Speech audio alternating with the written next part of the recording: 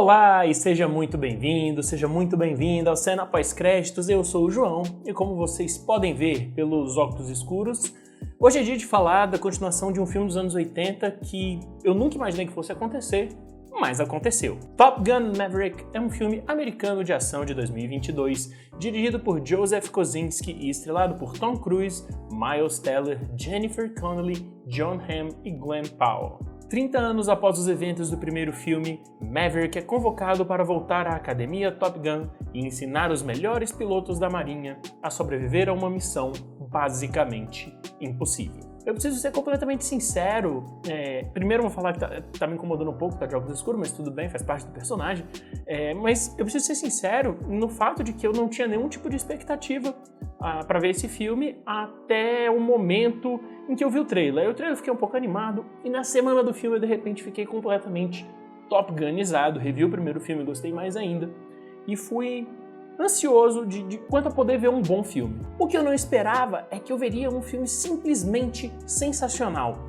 Não só porque Top Gun Maverick é um filme de ação diferente do que a gente tem hoje, ele é um blockbuster de certa forma tradicional, no senso da palavra, ele é um espetáculo de ação, ele não é um filme de super-herói, que basicamente é a redefinição do blockbuster hoje em dia, mas ao mesmo tempo ele não é apenas tradicional, ele é um filme que ele traz muita coisa para além de uma ação frenética e brilhante. Eu vou começar falando não da ação em si, eu vou concluir o vídeo falando da ação. A primeira coisa que eu preciso falar é justamente que esse filme ele dialoga com diversas coisas que não estão dentro dele exatamente.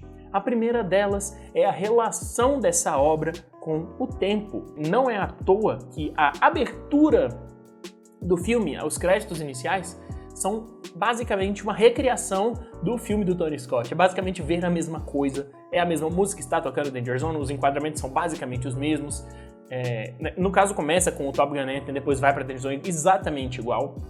Mas continuando para além da nostalgia, dessa recriação dessa cena, já indica que é um filme que vai dialogar muito com a obra original. O que pode ser bom ou pode ser ruim, depende de como o diretor vai trabalhar isso.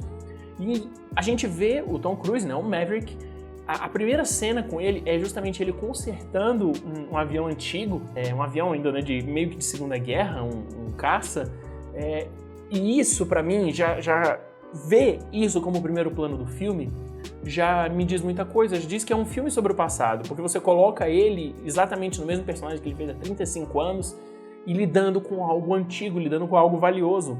E em sequência ele pega a mesma moto, bota a mesma jaqueta do Top Gun e ele pega a moto e simplesmente se manda. Só que aí o enquadramento, o posicionamento do movimento do Tom Cruise nessa cena, pra mim é lindo. Se você pensa em uma progressão natural, né, meio que de forma inconsciente, você lê da sua esquerda pra direita, certo? Você imagina uma progressão, uma coisa indo da esquerda pra direita, da esquerda pra direita. E o Tom Cruise, com a sua moto antiga, com a sua jaqueta clássica, a moto, nesse primeiro momento, ele tá indo da direita pra esquerda, ele tá indo no sentido contrário do plano, de que indicaria uma progressão. Quase como se ele estivesse voltando em uma linha do tempo. Ele está, de fato, voltando àquela mesma situação que ele estava antes. E não é à toa que, basicamente, todo o primeiro ato desse filme ele é uma recriação do primeiro ato do Top Gun original. Ao invés de você tem exatamente o mesmo bar, você tem os pilotos, você tem o Tom Cruise fazendo mais ou menos o papel da Kelly McGillis, né, no bar, e tem uma música, ele interage com os caras sem eles saberem que ele é um instrutor. Você tem o Rooster, que é o personagem do Miles Teller, que é o filho do Goose do Top Gun original, tocando Great Balls of Fire exatamente como o pai. Você tem a sessão de flashbacks, então você tem uma recriação da obra original até o momento em que o Tom Cruise se apresenta como instrutor. A partir do momento que ele se apresenta como instrutor, o personagem está assumindo um papel diferente daquele que o Tom Cruise tinha. É um personagem completamente oposto ao Maverick original, ainda que ele esteja lá para ensinar os mesmos princípios, a agir e depois pensar, a seguir o seu instinto, a trabalhar o fator humano, que inclusive é brilhantemente trabalhado nessa obra. Você tem também que o filme passa a mudar, porque agora ele não é mais exatamente o mesmo Maverick, agora ele é um instrutor, ele não é apenas o piloto, o aluno do Top Gun. E aí você começa a olhar o filme de outra forma, porque a partir daí ele começa a dialogar muito, muito fortemente com a questão do tempo. Não à toa você tem o próprio Tom Cruise contracenando com pessoas, com atores que têm a mesma idade ou até são mais velhos que ele, ou um pouquinho mais novos, e você vê que ele meio que ressalta como essa coisa jovem. Tem uma sequência, inclusive, que ele contracena com o Val Kilmer, que é o Iceman do original. A cena é linda, não só por tratar com muito carinho a situação da doença do Val Kilmer na vida real, eu achei de um peso lindo essa cena, mas você tem esse contraste do Tom Cruise parecendo ainda um cara nos seus 40 anos, sendo que ele tá beirando 60, e o Val Kilmer realmente envelhecido. E esse contraste, ele existe também quando o Tom Cruise está, por exemplo, jogando futebol americano com os seus alunos, né? Eles substituíram o vôlei pelo futebol americano. Tem o princípio lá, né, de fazer um jogo de ataque e defesa ao mesmo tempo, isso não vem muito ao caso. Mas você tem o Tom Cruise, essa figura não envelhecível, né? O cara é eternamente jovem, sem camisa, sarado, contracenando com pessoas que têm 30, 20 anos a menos que ele. Não, 20 não, deve ser 30, 35. São jovens de 25, 30 anos, 30 e poucos. E ele tá em casa, ele de fato se mantém dentro dessa jovialidade, o que também diz muita coisa dentro do cinema do próprio Tom Cruise, porque ele, aos seus quase 60 anos, está disposto a fazer o que ninguém mais faz. Ele está disposto a ser o maior astro de Hollywood do século XXI, provavelmente, porque ninguém faz o que ele faz. Ninguém pilota avião para fazer os próprios filmes. Ele está pilotando os aviões aqui, muitas vezes são cenas que ele está de fato pilotando o avião. Mas não é só isso. Você tem também que ele reconhece em outros momentos o peso do tempo. Porque ainda que ele esteja sempre junto desses jovens, ainda que ele contracene com o Val Kilmer, contracene com a Jennifer Connelly, e você tem essa questão, né, de uma jovialidade ainda existente, ele ainda é um garotão. Tem uma sequência que ele, pra fugir pra filha da Jennifer Connelly não ver que ele tava lá dando uns amassos nela, ele tem que pular da janela, ele cai, se estabafa no chão. Como se ele fosse de fato um adolescente, um jovem. Mas aí que entra a beleza de vários planos detalhes que o diretor vai inserindo, que apenas ressaltam a velhice dele, ressaltam a idade, o corpo dele um pouco mais fragilizado, um plano detalhe no rosto dele, focando nos pés de galinha. Então existe essa compreensão dele de que, assim, cara, eu ainda dou conta, eu consigo fazer tudo isso, mas eu meio que não vai durar muito tempo, porque tudo acaba.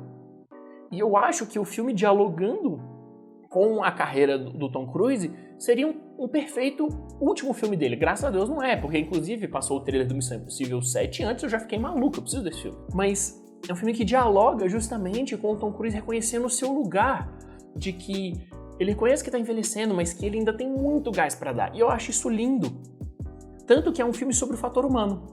E é aí que entra muito do que eu achei sensacional em relação à ação.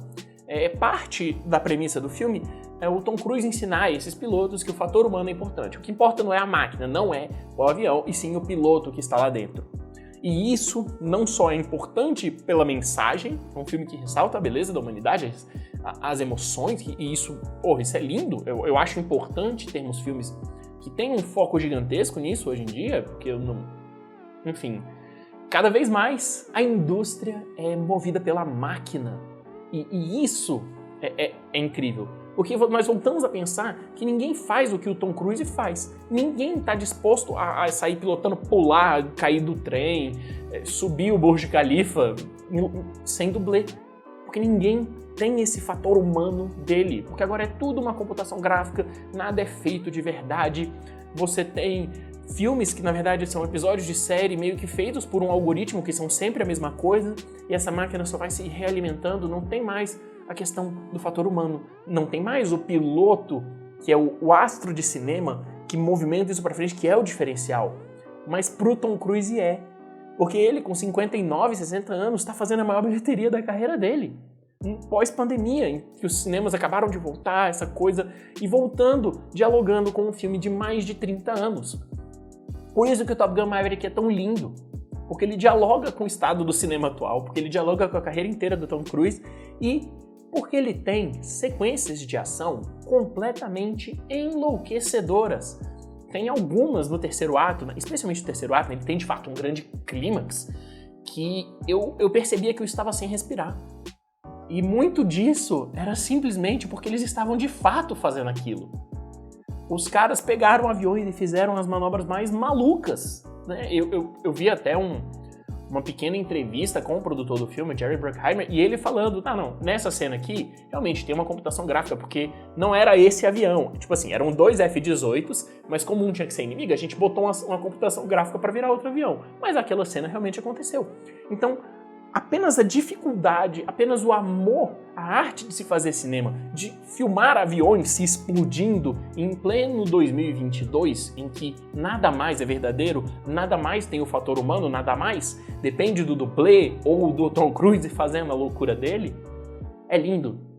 É um filme que dialoga perfeitamente com o cinema, é um filme que aponta o dedo em algumas das coisas e que, como o Hessel falou no texto dele, seria uma celebração da masculinidade diferente do Matrix Resurrections e tal, mas ainda que sejam filmes completamente opostos, eles estão falando mais ou menos a mesma coisa em relação à situação da indústria. E eu acho isso interessante, porque ainda que tenham filmes que tenham abordagens completamente distintas, mensagens opostas, eles estão falando, ainda que no seu subtexto, sobre a situação atual da indústria. E eu acho isso sensacional. Top Gun Maverick tem as melhores cenas de ação que eu vi em muito tempo. Top Gun Maverick mostra que o cinema de blockbuster respira. Respira, e não por aparelhos, mas muito por causa do Tom Cruise, essa força da natureza que empurra o cinema de ação pra frente. Com Missão Impossível, com agora o Top Gun Maverick. Né? Missão Impossível é uma das grandes franquias de ação da história do cinema. E muito por causa dele. E eu acho que a gente precisa reconhecer mais isso, e eu acho que esse filme precisa ser visto. Porque ele é um baita filmaço, em absolutamente todos os aspectos.